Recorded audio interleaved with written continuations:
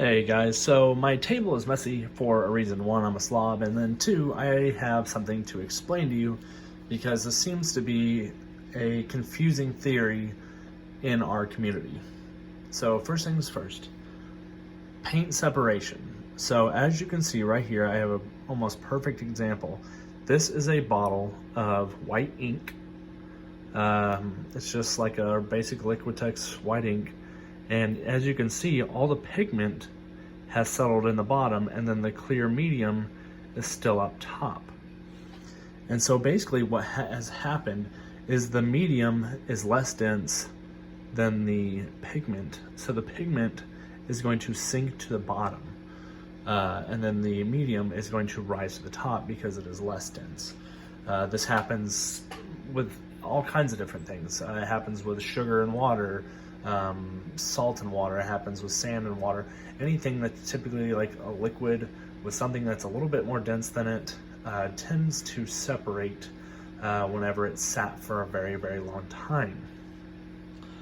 So basically you want to fix that, you just need to shake it, because you basically need to take that pigment and put it back up into the same level as the medium, and eventually it will re-separate.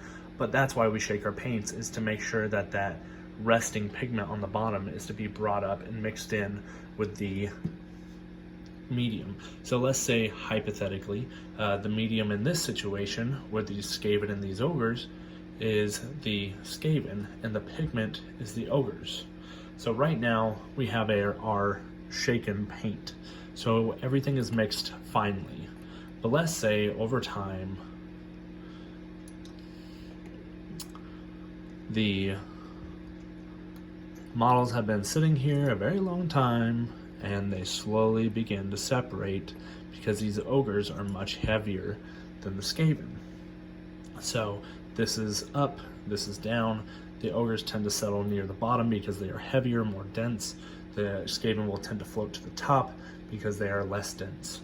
So whenever you shake it though, you're going to get a mix of everything, and everything's going to be all mixed around and jumbled together again.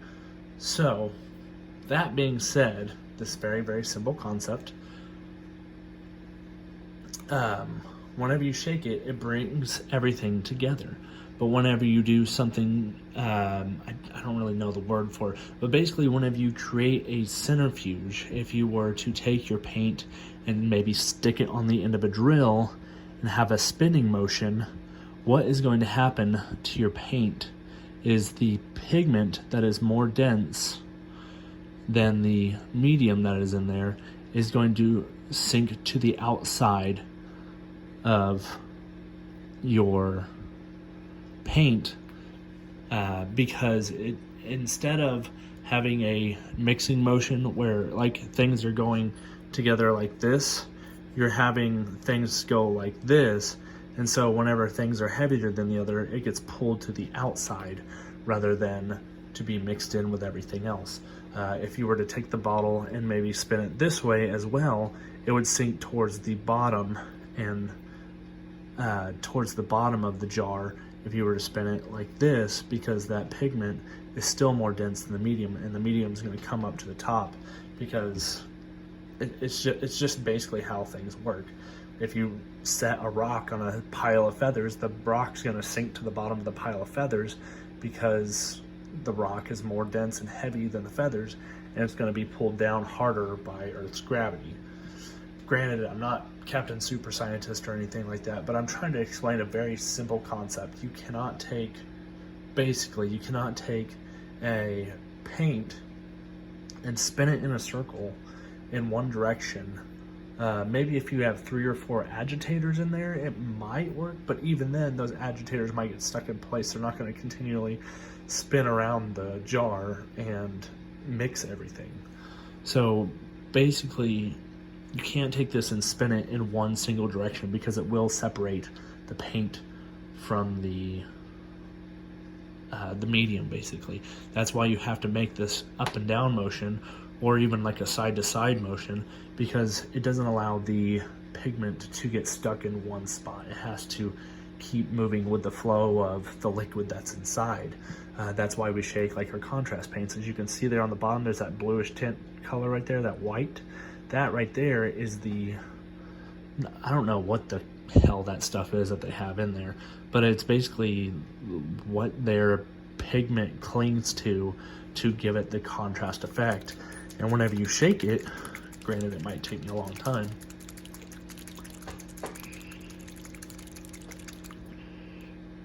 yeah, it's going to take longer than I thought. But as you can see, it's kind of starting to creep back up the side there and blend back in with the rest of the paint. So if you're going to shake your paints in some creative fashion, I guess to get to my final point of this video, is it needs to be an up and down motion or side to side, and it kind of needs to be a little bit violent to make the almost a swirl or just a hard, fast mixture of the two medium and the pigment. Because if it, like I said, if it's spun in a circle like you have it on a drill or something like that, that pigment is heavy and will sink right back to the bottom. And as you saw earlier with this, how it had been sitting here for a couple months, how all the pigment had sank to the bottom, that's what happens. And so whenever you go to use the paint, the pigment isn't going to be there. It's just going to be the medium. So it's not going to be as heavily colored or whatever. So yeah. So there's a few things that you can use instead of like a drill or something like that to basically show or to get that mixture. And you can use things that vibrate. There are special paint mixers. They're called vortex mixers, and basically it's basically like a little rubber cup, and you hold your paint down into it and you push down on it and it vibrates really heavily. You can use back massagers, basically anything that kind of has a vibrating motion. It needs to be a little bit more violent. I know I've seen a lot of people use jigsaws.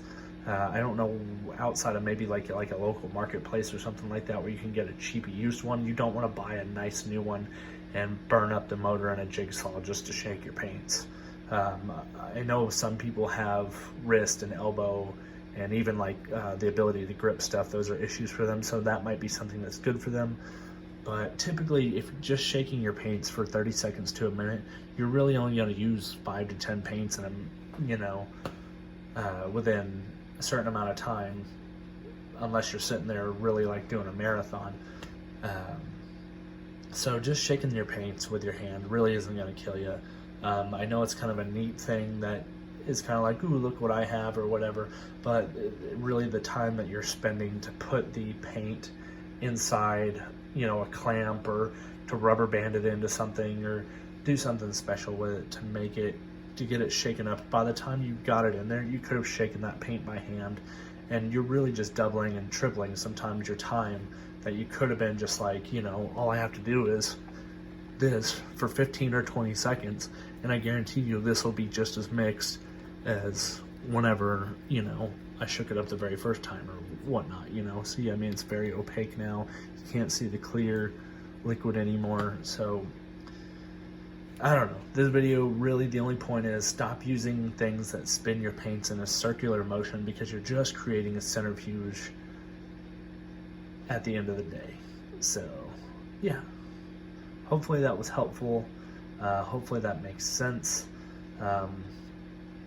If I can find some good examples of like a centrifuge